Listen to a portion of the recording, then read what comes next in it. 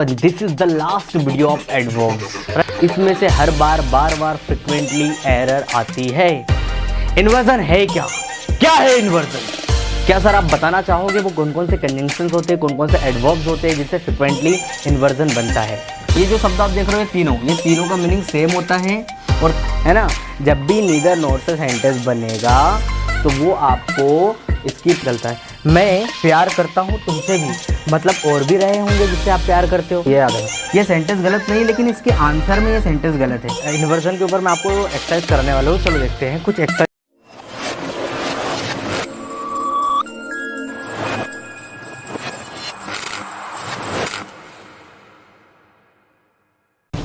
Hey very warm good evening to all of you once again. Welcome you to my YouTube channel RDK English। आज का topic बहुत ही interesting है दोस्तों, and this is the last video of adverbs, right?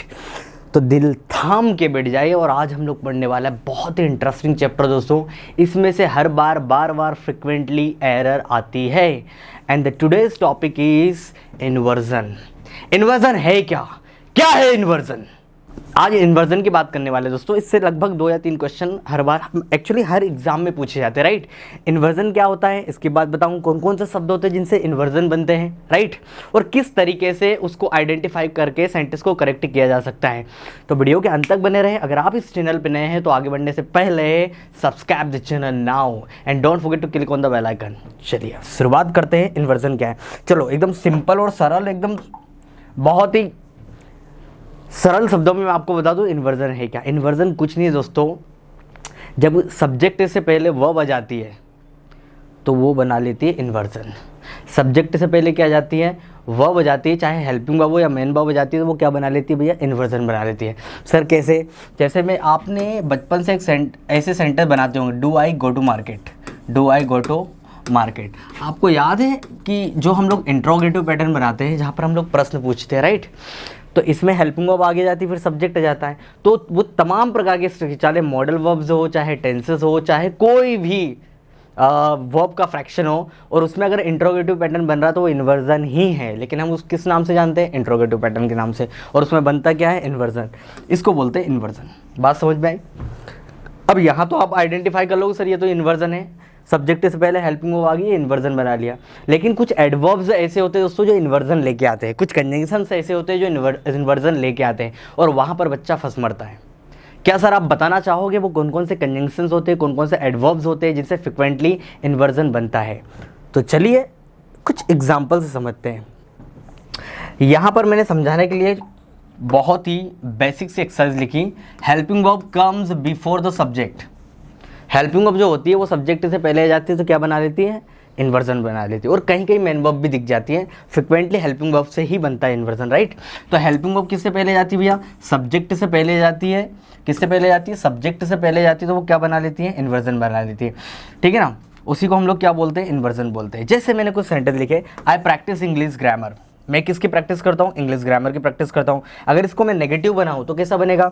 I don't practice English grammar. मैं English grammar की practice नहीं करता हूँ। अब देखो तीसरे पैटर्न में क्या हो रहा है? डू, यहाँ पर सब्जेक्ट लगा दो, आई प्रैक्टिस इंग्लिश ग्रामर। तो देखो हम लोग बोलते हैं इन्वर्जन। जहाँ पर हेल्पिंग वर्ब जो होती है सब्जेक्ट से पहले आ जाती है तो वो जो बनाती है उसी को बोलते हैं हम लोग इन्वर्जन। और ये जो लिखा जाता है इसको बोलते हैं इन्वर्ट फॉर्म। वर्ब का कौन सा फॉर्म लिखा जाता है? इन्वर्ट फॉर्म बोलते हैं इसको, राइट? चलिए यहाँ तक तो आपको समझ में आ गई, आसानी से आप कर लोगे, राइट? और कुछ एग्जांपल से और समझने की कोशिश करते हैं, फिर हम लोग आगे बढ़ते हैं वो कौन कौन से शब्द हैं जिनसे इन्वर्जन बनता है। जैसे she has gone to market. Example के लिए मैंने एक सेंटेंस लिखा, she has gone to market, right? इसका इंट्रोगेटिव क्या बनेगा? Has she gone to market. Has she gone to market. तो देखो सब्जेक्ट से पहले क्या आ गई? हेल्पिंग वर्ब आ गई। तो इसी को हम लोग बोलते हैं इन्वर्जन। क्या बोलते हैं भैया? इन्वर्जन। ये लिखा हुआ इन्वर्जन, राइट?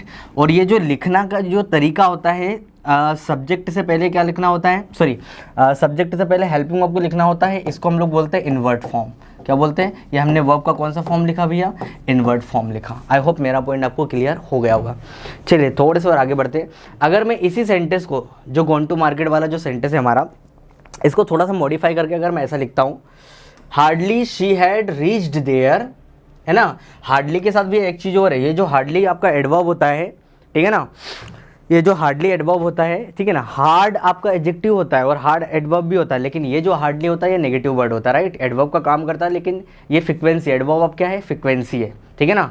तो ये आपका नेगेटिव वर्ड होता है, इसमें ऑलरेडी नोट होता है, तो आपको इसके साथ नोट नहीं लगाना है। और हाँ, एक महत्वपूर्ण चीज़ जो बार बार एग्जाम में आती है, हार्डली के साथ जो पेयर जमती है दोस्तों, वो वैन की नहीं होती, किसकी होती है, देन की नहीं होती, किसकी होती है, वैन की होती है। हार्डली के साथ जो जोड़ा जमता है, जिसको कोरिलेटिव कंजंक्शन बोलते हैं, जो जोड़े में आते हैं उनको क्या बोलते हैं हम लोग, कोरिलेटिव कंजंक्शन। तो यहाँ पर हार्डली के साथ जो पेयर जमती है वो किसके साथ जमती है, वैन के साथ जमती है। तो ये बात भी विशेष तौर पे ध्यान रखें। तो इस सेंटेंस को मैं सीधा देखो, ये सेंटेंस लिखा हुआ, hardly she had reached there, पर वैन करना है, hardly had I reached there when he left. बड़ी मुश्किल से वहाँ में पहुँचा ही था कि वो निकल गया, है ना। अब यहाँ पर देखो, ये जो हार्डली होता है, ये जब भी सेंटेंस की शुरुआत में आएगा, मैं जो बोल रहा हूँ उस शब्द को नोट कर लो, हार्डली जब भी सेंटेंस की शुरुआत में आएगा ये इन्वर्जन लेके आएगा। सर इन्वर्जन कैसे बेटा, ये जो सेंटेंस है कौन से टेंस का है sir, past perfect. Helping verb क्या है सर, हेड। तो हेड को बेटा आगे रख दो और ये सब्जेक्ट को यहाँ रख दो। करेक्शन क्या हो जाएगा, hardly had she gone there when he left, when he left. समझ गया, ये बन गया आपका इन्वर्ट फॉर्म या इन्वर्जन बन गया। She had hardly reached there, अच्छा ये दोबारा लिख दिया मैंने, चलो समझ गए। चलिए अब हम लोग बात कर लेते हैं कुछ शब्दों की जिनसे इन्वर्जन फ्रिक्वेंटली बनता है। देखो यहाँ पर लिखा मैंने सो, नेवर, स्कार्सली, वेयरली, हार्डली, ठीक है ना। ये जो शब्द आप देख रहे हो ये तीनों का मीनिंग सेम होता है और तीनों ही नेगेटिव होते हैं, राइट, है ना। बाकी ये तीन शब्द याद रखना, स्कार्सली, वेयरली और हार्डली, ये तीनों ही मीनिंग तीनों की सेम होती है और तीनों ही नेगेटिव वर्ड होते हैं, ना के बराबर। क्या मतलब होता है इनका, ना के बराबर, ठीक है। और एक होता है सेल्डम, और एक और ऐड कर लो यहाँ पर नॉट, ठीक है ना। तो ये कुछ एडवर्ब्स होते हैं जो इन्वर्जन लेके आते हैं। अगर ये सेंटेंस की शुरुआत में आ रहे हैं तो 100% क्या लेके आएंगे, इन्वर्जन लेके आएंगे। इसके अलावा और कोई शब्द होता सर जो इन्वर्जन लेके आते हैं, इन एडवर्ब्स के अलावा होते हैं ना, कुछ कंजंक्शन होती है, देखो not only but also, not only but also ये इन्वर्जन लेके आता है, इधर और इन्वर्जन लेके आता है, नीदर नोर भी लेके आता है, नो सूनर देन तो फेवरेट एग्जामिनर का भाई साहब, हेलो, नो सूनर देन तो फेवरेट है, और हार्डली वेन, ये कोरिलेटिव कंजंक्शन होते हैं जो इन्वर्जन लेके आते हैं। इतना ही आपको सीखना है एग्जाम पॉइंट ऑफ व्यू से, राइट। इतने में अच्छे से प्रैक्टिस कर लोगे तो पर्याप्त है। चलो इनको समझने की कोशिश करते हैं वन बाय वन। पहले नीदर नोर, नॉट और नोर। देखो यदि आप नीदर लगा रहे हो तो नोट लगाने की ज़रूरत नहीं, और अगर नोट लगा रहे हो तो नीदर लगाने की ज़रूरत नहीं। या तो आप बोल दो I will not go there not talk to him, ये भी सही है। I will neither go there not talk to him, ये भी सही है। तो मतलब या तो आप नीदर लगा दो या नोट लगा दो, नोट के साथ नोर या फिर नीदर के साथ नोर, ऐसा चल जाएगा, राइट। मैंने बोला she does not love to have pizza, ठीक है ना, और फिर लिखा नोर आई डू, वो पिज़्ज़ा पसंद नहीं करती। देखो ये नीदर नोर से इन्वर्जन कैसा बनेगा, ज़्यादातर कहाँ बनता है भैया, पीछे चला जाता है ना वो, जब आप, क्योंकि आपका कंजंक्शन कौन है, नोर, कंजंक्शन कौन है, नोर। भाई नीदर कंजंक्शन थोड़ी ना है, नीदर कंजंक्शन थोड़ी ना है, कंजंक्शन क्या आपका, नोर कंजंक्शन है, राइट। याद रखना, नीदर एडवर्ब का काम भी कर लेता है, एडजेक्टिव भी हो जाता है, लेकिन जब नीदर नोर जब पेयर में आता है तो याद रखना नीदर कंजंक्शन नहीं होता, नोर होता है। तो नोर के बाद जो भी सब्जेक्ट लिखा जाता है, ऑब्जेक्ट लिखा जाता है, उसके अनुसार हमको नीदर के बाद में लिखना होता है, ठीक है ना। चलो वो हम लोग लेटर डिस्कस करेंगे उस चीज़ पे। देखो मैंने लिखा she does not love to have pizza, उसको पिज़्ज़ा पसंद नहीं है, मुझे भी पसंद नहीं है। जब आपको ऐसा बोलना है कि मुझे भी पसंद नहीं है, ठीक है ना, मैं भी पसंद नहीं करता, तो यहाँ पे क्या लिखा, नोर आई डू, ये गलत हो जाएगा बेटा, आपको हेल्पिंग वर्ब पहले रखना है, nor do I, simple. She does not come here, nor do I, she does not make video, nor do I, Ram does not play hockey, nor do I, ये आपका बन गया इन्वर्जन। लास्ट में क्या बन गया भैया, इन्वर्जन। आई डू आपको हिंदी में ऐसा लगेगा सही है, लेकिन वो गलत है, आपको इस तरीके से लिखना रहेगा। दूसरा सेंटेंस देख लेते हैं, she does not love to have pizza, again वही सेंटेंस है। तो आपको देखो यही सेंटेंस का करेक्शन मैंने यहाँ पे लिखा, नोर डू आई। इस तरीके से भैया नोट और नोर से जब भी सेंटेंस आएगा तो इन्वर्जन कहाँ बनेगा, इस तरीके से बनेगा, समझ में आ गया। अब आगे बढ़ते हैं हम लोग, नीदर से भी सेम रहेगा, या तो मैं यहाँ ऐसा लगा दूँ, देखो सर ये तो बताओ, सी नीदर लव्स, उसको पिज़्ज़ा पसंद नहीं है, she neither loves to have pizza nor do I, ऐसा बन जाएगा। तो भाई इसका काम किसने कर लिया, नॉट ने कर लिया, सिंपल, समझ में आ रहा है। तो या तो आप नीदर लगा दो या फिर नॉट लगा दो, चलिए आगे बढ़ते हैं, आगे देखते हैं और कुछ शब्द। देखो नो सुनर और देन, ये कंजंक्शन चल रहे हैं ना, कंजंक्शन से किस तरीके से बनता है, और आगे हम लोग अभी एडवर्ब देखने वाले हैं, राइट। नो सुनर के साथ किसकी जोड़ी जमती है भैया, जोड़ा किसके जोड़े में आता है, ये भैया देन के साथ आता है, राइट। नो सुनर देन आता है, तो ये एग्जामिनर यहाँ पर भी याद रखना, वो आपको बेन लिख के दे देंगे, और देन की स्पेलिंग भी देख लेना, वो THEN लिख के दे देंगे, है ना। जब भी नीदर नोर से सेंटेंस बनेगा तो वो आपको इसकी पेयर में या तो बेन लिख के दे देंगे या देन लिख के दे देंगे, दोनों को आपको क्या करना है, ड्रॉप करना है, आपको THAN लगाना है, देन। समझ में आ रही है मेरी बात। तो ये कुछ मेन पॉइंट्स है जिनको आपको याद रखना है, ये एरर डिटेक्शन में पूछा जाता है, राइट।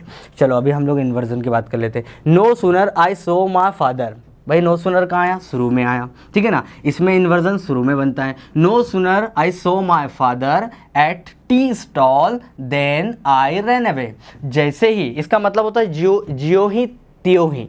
ये जो आपने एज सुन एज पढ़ा होगा, as soon as I came out of the house, फिर वो कॉमा लगाते हैं, है ना, इट स्टार्टेड रेनिंग, जैसे ही मैं घर के बाहर आया बारिश शुरू हो गई।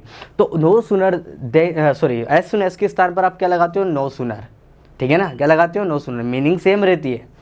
तो आपको क्या करना है बेटा, ये जो सेंटेंस आपको सबसे पहले पहचानना है कौन से टेंस का है। सर ये तो पास्ट का है क्योंकि वर्ब का सेकंड फॉर्म लगा। हेल्पिंग वर्ब क्या है, सर डीड है, बस डीड को आगे रख दो, उसके बाद में सब्जेक्ट रख दो। कैसे, no sooner deed I see my father, ठीक है, no sooner did I see my father at tea stall, और आगे की कहानी वैसी की वैसी लिख दो। ये बन गया बेटा आपका इन्वर्जन। नो सुनर हमेशा इन्वर्जन लेके आता, हमेशा याद रखना, बिना इन्वर्जन के यूज़ नहीं होगा। ये सेंटेंस की शुरुआत में आएगा, उसके बाद तुरंत आपको सेंटेंस को इतना पहचानना, देखना है कि कौन से टेंस का है, और उसकी हेल्पिंग वर्ब सब्जेक्ट से पहले रख देना। अब देख लेते हैं नॉट ओनली का प्रयोग कैसे होता है और इससे इन्वर्जन कैसे बनता है। देखो ये दो सेंटेंस ऊपर लिखे हुए हैं, ठीक है ना, इनका इन्वर्जन किस तरीके से बनता है नीचे मैंने करेक्शन करके रखा है, राइट। कैसे बनाया देखो, no sooner I saw my father at tea stall then I run away, ये आपको सेंटेंस दिया रहेगा। नो सुनर शुरू में इन्वर्जन बनेगा, इसका भी यहीं पे बनेगा इन्वर्जन। अब देखो इन्हीं दोनों सेंटेंस को करेक्शन किस तरीके से करना। देखो no sooner did I see my father at stall, आपको ये देखना है कि इतना सेंटेंस कौन से टेंस का है। आपको टेंस समझ में जैसे ही जाएगा आप क्या करोगे, वो हेल्पिंग वर्ब सब्जेक्ट से पहले रख दोगे। तो नो सुनर हमेशा क्या लेके आता भैया, इन्वर्जन, बस आपको सब्जेक्ट से पहले हेल्पिंग वर्ब रखना है। इसका क्या, not only they went to see the movie but also had a dinner, इसका इन्वर्जन ऐसा बनेगा। देखो not only did they go to see the film but also had dinner, ये देखो यहाँ बन गया इन्वर्जन, बन गया इन्वर्जन। मतलब आपको कुछ नहीं करना है, इतना सेंटेंस को आपको पहचानना है, और पहचान जैसे भी आपने लिया है नॉट ओनली के बाद, तो उसके बाद में तुरंत उसका इन्वर्जन इस तरीके बनेगा। भाई ये किसका है, पास्ट सिंपल का है, तो आपको पता है पास्ट सिंपल की हेल्पिंग वर्ब क्या है, तो उस हेल्पिंग वर्ब को सब्जेक्ट से पहले रख दो, तो ये आपका बन जाएगा इन्वर्जन, ठीक है ना। Not only did they go to see the film, ना सिर्फ वो फिल्म देखने गए बल्कि उन्होंने डिनर भी किया। आगे बढ़ते हैं। अब देखो अकेला नोट से इन्वर्जन किस तरीके से बनता है, ये बहुत इंपॉर्टेंट है। हाँ, नोट जब भी सेंटेंस की शुरुआत में आएगा 100% क्या लेके आएगा भैया, इन्वर्जन लेके आएगा, और नोट के बाद ही आपको इन्वर्जन रखना है। कैसे, देखो not a word she spoke to me, एक शब्द भी नहीं बोला उसने मुझे, नॉट अ वर्ड, एक शब्द भी नहीं बोला उसने मुझे, तो ठीक है ना, इसका इन्वर्जन कैसा बनेगा, नॉट अ वर्ड, इतना तो कॉमन रहेगा पूरा। फिर आपको ये पहचानना है कि ये जो सेंटेंस है कौन से टेंस का, सर पास्ट का है तो हेल्पिंग वर्ब क्या है, सर डिड है, बट डिड को आगे रखो फिर सब्जेक्ट रखो। Not a word did she speak to me, not a word did she speak to me, right. तो आपको इस तरीके से इसका इन्वर्जन बनाना भैया, नॉट अ सेंटेंस, फिर लिख दो Ram spoke to me, Ram ने एक भी सेंटेंस मुझे नहीं कहा, तो क्या करोगे, not a word did Ram, इसको फर्स्ट फॉर्म में लिखना पड़ेगा बेटा स्पीक, क्योंकि ऑलरेडी डिड लग चुका है। इधर देख लेते हैं, हार्डली के साथ ऑलरेडी हमारा हो चुका है, दो एग्जाम्पल और लिखे, hardly I had written 2 pages, then hardly के साथ पेयर किसका बनता भैया, हार्डली के साथ वेन आता है, ये भी ध्यान रखना, ये मैंने ऑलरेडी जानबूझ कर लिखा है ताकि बता सकूँ समझाते वक्त। Hardly I had return 2 pages when electricity went of. ठीक है ना, इसका कैसा बनेगा इन्वर्जन, बस हेड को आगे रख दो, सब्जेक्ट को यहाँ रख दो। Hardly had I return 2 pages city went of. Sir ये ऊपर वाला गलत है, हाँ बेटा गलत है। अगर हार्डली हेल्पिंग वर्ब के बाद आएगा तो वो कॉमन सेंटेंस हो सकता है, वो सही है। लेकिन अगर हार्डली शुरू में रख के दिया तो आपको हेल्पिंग वर्ब को उसके बाद में रखना पड़ेगा, फिर सब्जेक्ट रखना पड़ेगा। इस तरीके से आपको बनाना पड़ेगा।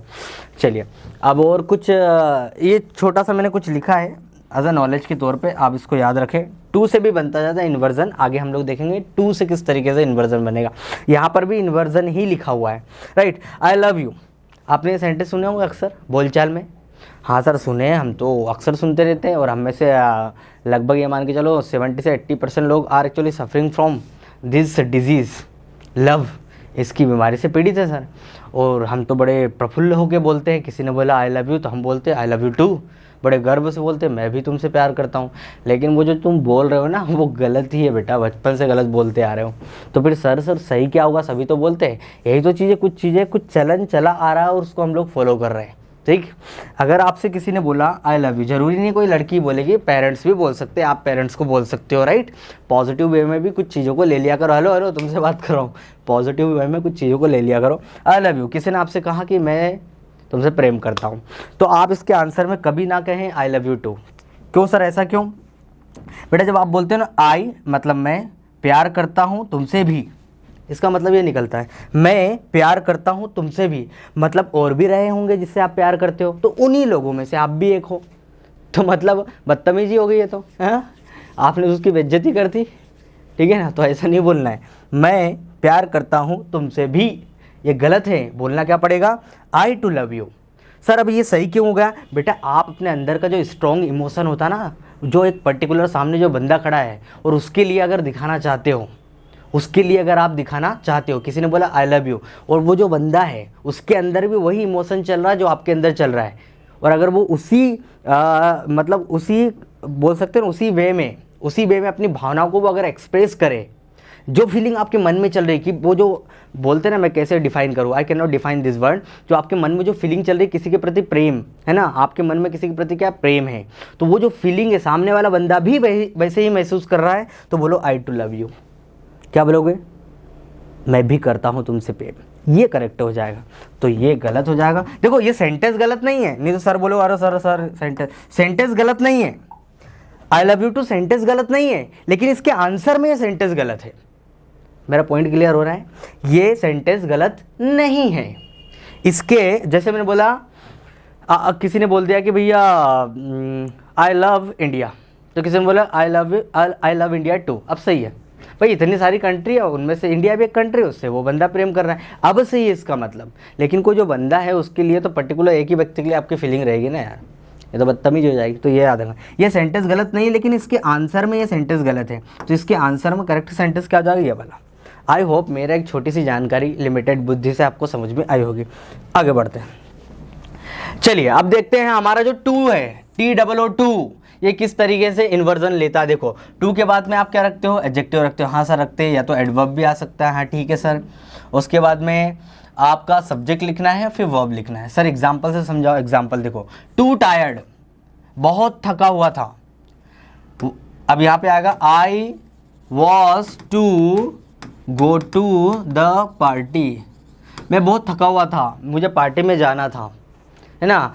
आई देखो too tired I was to go to party, मुझे पार्टी में जाना था, बहुत थका हुआ था। तो अब इसका इन्वर्जन कैसे बनाओगे, ये वॉज को उठा के आगे ले आओगे, वॉज आई, ठीक है ना, हो गया। Too tired was I to go to market, देखो सब्जेक्ट आया, हेल्पिंग वर्ब सही है, बन गया इन्वर्जन। इस तरीके से अगर टू से आता तो इन्वर्जन ऐसे बनाना भी आपको क्लियर। चलो अब देखो और एग्जांपल देख लेते हैं। टू के साथ देखो एडजेक्टिव भी आ सकता है, तब भी आपका इन्वर्जन में जाए। देखो ये टायर्ड क्या हो जाएगा, एडजेक्टिव, राइट। अब देखो टू के बाद में अगर मेनी आता है, फ्यू आता है, ये दो शब्द आप देख रहे हो, क्वांटिफायर, मेनी आता है, फ्यू आता है, डिटरमिनर्स आपने पढ़े होंगे अच्छे से, राइट। मेनी आता है, फ्यू आता है, फिर कोई नाउन आता है, फिर सब्जेक्ट आता है, फिर वर्ब आती है। तो यहाँ पर भी इन्वर्जन बनता है। देखो कैसे, टू ठीक है, मेनी ठीक है, मिस्टेक्स ठीक है ना। फिर आपको ऐसा लिख के दे दे, I made on the test, बहुत सारी गलतियाँ मैंने किस में की भैया, टेस्ट में की। ये सेंटेंस है, ये सेंटेंस ऐसा रहा होगा, ऐसा दिया रहेगा। Too many mistakes, too many video, too many videos I made, too many videos I made on Sunday, too many people I met on Sunday, too many chapatis I ate. ठीक है ना, अगर ऐसे सेंटेंस आए तो उसको हेल्पिंग वर्ब को पहले रखना फिर सब्जेक्ट रखना है। सर इसका कैसा हो जाएगा, देखो इस तरीके से, too many mistakes did I make on the test, ये करेक्शन हो जाएगा। अब ये देख लेते हैं और देख लेते हैं। देखो टू के 3 तरीके से पूछे जाते हैं, एडवर्ब भी आ सकता है, एडजेक्टिव आ सकता है, मेनी और फ्यू शब्द आ सकते हैं, ये भी दोनों क्या है भैया, एडजेक्टिव ही है क्योंकि नाउन से पहले आ रहे हैं। मच और मेनी भी आ सकते हैं, ये भी एडजेक्टिव की तरह बिहेव कर रहे हैं, नाउन से पहले आ रहे हैं। तो अगर टू के बाद में मच या मेनी रखा है, फिर कोई नाउन रखा है, फिर सब्जेक्ट रखा है, वर्ब रखा है, तो सेम कहानी आपको ऐसी करना है। देखो too much time I spend to watch TV, बहुत ज़्यादा समय मैंने खर्च किया भैया, खर्च नहीं किया, बर्बाद किया। टीवी देखने में खर्च समय नहीं होता है, खर्च समय वहाँ होता है जहाँ पर आपको पता है समय की वैल्यू क्या है। बोलते हैं ना, don't waste the time, invest the time. समय को बर्बाद ना करें, समय को यूज़ करें, ठीक है ना। तो यहाँ पर वही कहानी भाई, स्पेंड वर्ब का सेकंड फॉर्म है, तो आपको लिख लो did I spend watch TV, too much time did I spend watch TV, ये बन गया आपका टू का इन्वर्जन। चलो अब मैंने कुछ लिखा है यहाँ पर एडवर्बियल फ्रेज, क्या लिखा है, एडवर्बियल। अभी मैं आपको आगे बहुत सारी एक्सरसाइज कराने वाला हूँ जो आपको काफ़ी मदद मिलेगी सभी से, जितने भी शब्द शुरू में लिखे हैं उनसे, ठीक है ना। एडवर्बियल फ्रेज क्या होती है सर, अब ये एडवर्बियल फ्रेज क्या होती है, कुछ नहीं होता बेटा, आपने जो बचपन से प्रेपोजिशन पढ़ते आए हैं, हाँ सर पढ़ते आए हैं। जैसे आपने लिखा इन द मॉर्निंग, हाँ सर ये तो मैंने सुना है, ठीक है ना। मैंने बोला अक्रॉस द रिवर, हाँ सर ये भी सुना है, अक्रॉस द रिवर, है ना। तो बेटा देखो अक्रॉस क्या है, प्रेपोजिशन, हाँ सर प्रेपोजिशन है। इन क्या है सर, प्रेपोजिशन, ठीक है। तो इन के बाद में ये जो आप लिख रहे हो मॉर्निंग, मॉर्निंग क्या हो गया भैया, एक प्रकार से ये बोल सकते हो टाइम को डिनोट कर रहा है, राइट। तो प्रेपोजिशन के बाद में अगर कोई टाइम आए तो समझ जाना वो एडवर्ब ऑफ टाइम है। प्रेपोजिशन अक्रॉस है, उसके बाद में क्या लिखा है, द रिवर, द रिवर क्या कोई प्लेस होगा, है ना। तो प्रेपोजिशन के बाद में जो ऑब्जेक्ट आता है, ये तीनों मिलके क्या बनाता है बेटा, फ्रेज बनाते हैं। क्या बनाते हैं, फ्रेज बनाते हैं। और वो तमाम प्रकार की फ्रेज जिसमें प्लेस हो, टाइम हो, मैनर हो, ठीक है ना, रीज़न हो, वो सारी एडवर्ब की कैटेगरी में चली जाती है। समझ में आया, एडवर्बियल और फ्रेज को पहचानना बहुत आसान है, BH के बायां हाथ का खेल है, राइट। बस आपको एडवर्ब अच्छे से आना चाहिए। तो बेटा ये जो होता है शब्दों का समूह प्रेपोजिशन के बाद वाला, समझ जाना वो एडवर्बियल फ्रेज होती है। अब एडवर्बियल फ्रेज किस रूप में हो सकती है बेटा, टाइम के रूप में हो सकती है, प्लेस के रूप में हो सकती है, मैनर के रूप में हो सकती है, ठीक है ना, रीज़न के रूप में हो सकती है। तो ऐसी कई प्रकार की एडवर्ब ऑफ फ्रेज बन। बाकी ये मेनली ये चलती है टाइम और प्लेस, बहुत ज़्यादा चलती है, टाइम और प्लेस तो बहुत ज़्यादा चलती है। देखो कैसे, यस्टरडे क्या है सर, एडवर्ब है, क्या दिखा रहा है सर, टाइम को दिखा रहा है, टाइम को दिखा रहा है तो क्या हो जाएगा, adverbial phrase of time.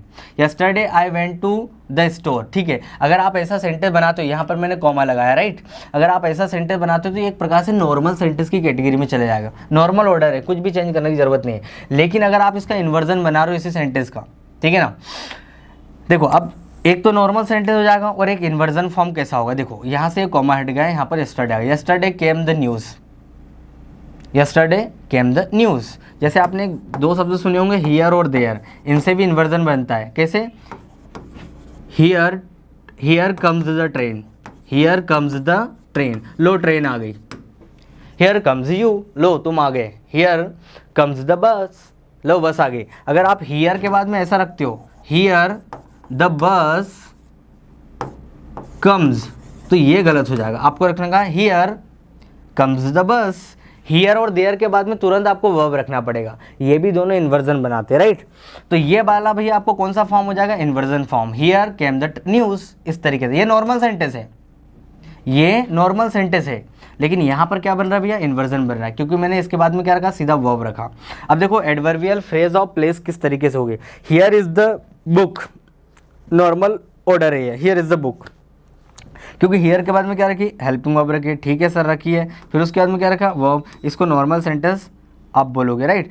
Here comes the bus, जैसे मैंने अभी आपको समझाया। तो ये एडवर्बियल फ्रेज ऑफ टाइम, इसका आगे और अच्छे से डिस्क्रिप्शन दिया है, ये बहुत बेसिक तौर पे मैंने आपको बताया। देखो बहुत ही इंटरेस्टिंग इन्वर्जन के ऊपर मैं आपको एक्सरसाइज कराने वाला हूँ। चलो देखते हैं, कुछ एक्सरसाइज देखते हैं जो आपके लिए बहुत ज़्यादा दोस्तों हेल्पफुल रहेगी, राइट।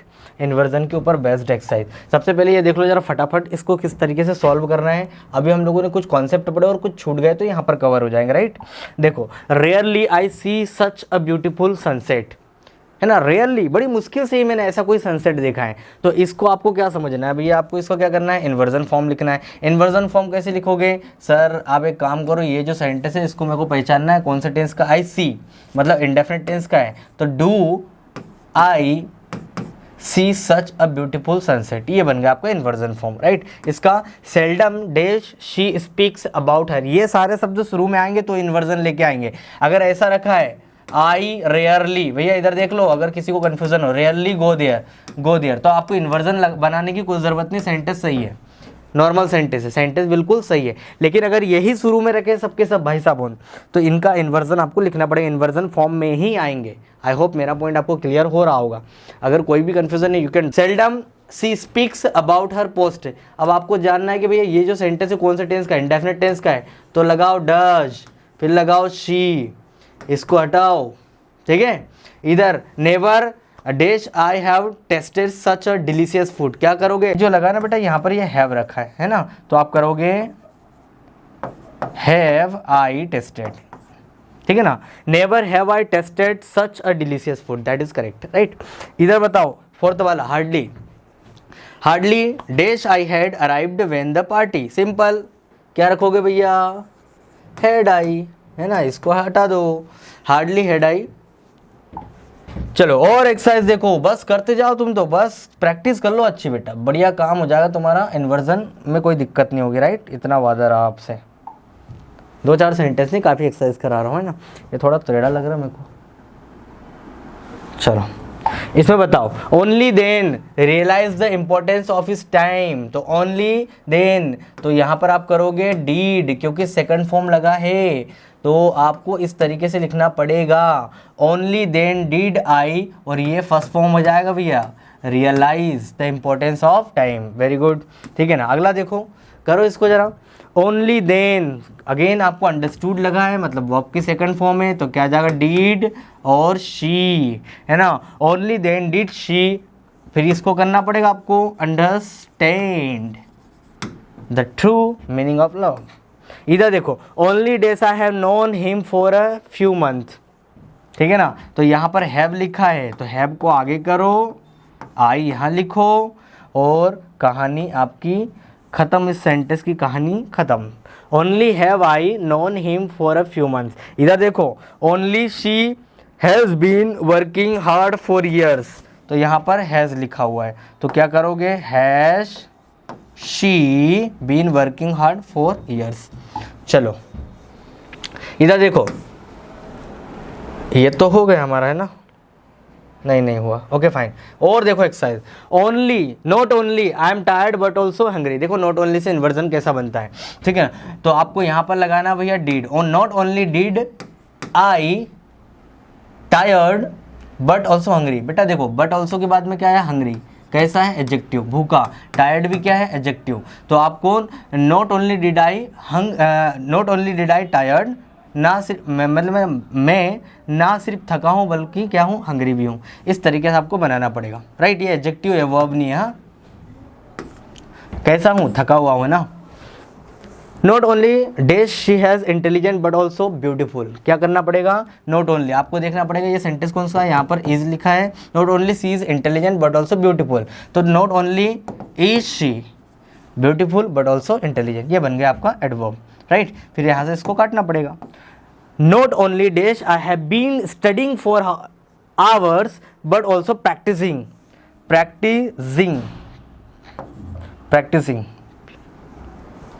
ठीक है ना, यहाँ पर SIN जाएगी, राइट।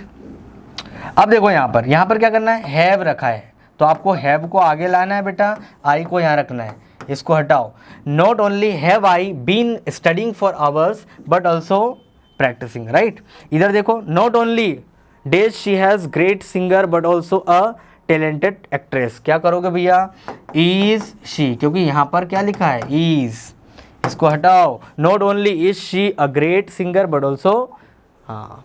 चलिए इन्वर्जन देख लेते हैं हार्डली से, हार्डली क्या करो सर, इसको आगे रख दो, इसको ऐसा कर दो, very good, hardly had I finished my homework when the power went of. इधर स्कार्सली देख लो, स्कार्सली फिर करो, हेड को आगे ले आओ, शी को यहाँ रख दो, और ये कहानी ऐसे हटा दो, scarcely had she arrived when the meeting started, right. बड़ी मुश्किल से वो आएगी, क्या हुआ भैया, मीटिंग स्टार्टेड हो गई। बेयरली के बाद वो क्या करोगे, कैन को बेटा आगे लेके आ जाओ और आई को यहाँ कर दो, इसको ड्रॉप करो। बेयरली can I speak French fluently, इधर देख लो, वेयरली क्या करो, हैड दे कर दोगे, हैड दे, डैट इज खटाखट हो जाएंगे। इधर भी क्या करो भैया, हैड आई, इसको हटाओ, ठीक है ना। इधर जाएगा स्कार्सली, क्या कर दोगे, हैड शी।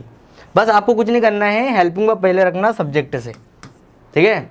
इधर वेयरली कैन आई, ठीक है ना। इधर हैड दे, हैड दे। चलो और कुछ शब्द देख लो, then, there, after, etc। Only लगाना है, एडवर्ब लगाना है, ऑक्सिलरी वर्ब, हेल्पिंग वर्ब, वो कैन, कुड वगैरह, सब्जेक्ट और मेन वर्ब लगाना है, ठीक है ना। दूसरा स्ट्रक्चर इसका ऐसा बनेगा, ओनली के बाद में सब्जेक्ट आ जाएगा। देखो ये आपका सिंपल स्ट्रक्चर है, ऐसा दिया रहेगा, आपको इन्वर्जन वाला स्ट्रक्चर ही लिखना है। Only, subject, auxiliary verb, auxiliary verb और मेन वर्ब, समझ में आ गया। ऐसा दिया रहेगा, आपको इन्वर्जन इस तरीके से लिखना है। ये होता भी आपका इन्वर्जन। देखो only now I understand the importance of time, ठीक है ना। ओनली नाउ, फिर only she has the key to the, तो ओनली नाउ आपको लिखना पड़ेगा डू आई अंडरस्टैंड। इधर क्या लिखने का, हैज शी। इधर क्या लिखने का, only after much practice, sorry ये सही है, practice, I did master the skill, तो क्या करोगे, did I master the skill. इधर only when it's dark the stars shine brightly, तो आप लिखोगे इज इट डार्क। चलो हाँ, these were some exercise then I try to make you inculcate. अगर आपको कोई भी कंफ्यूजन है, you can drop your comments in the comments box. तब तक के लिए till then keep practising, have fun.